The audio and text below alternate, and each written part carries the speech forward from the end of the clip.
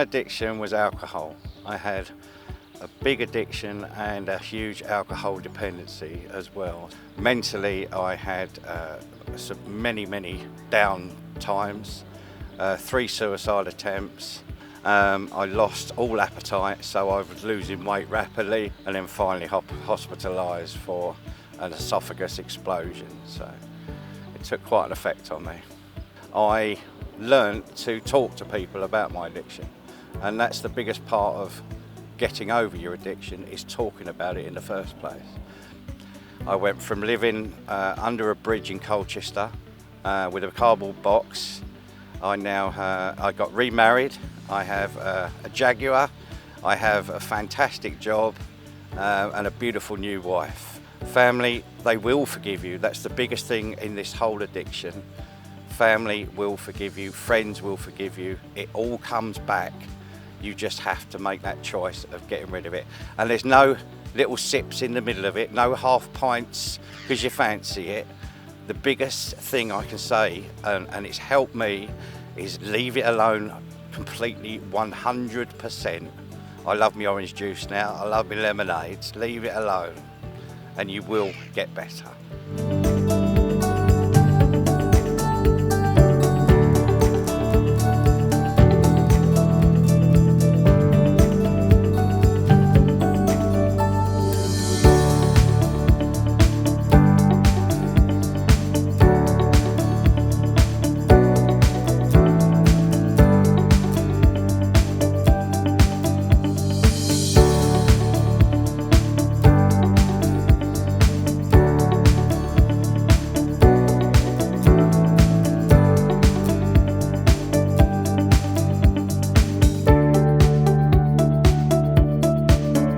Right, my name is Anne and I was addicted to alcohol.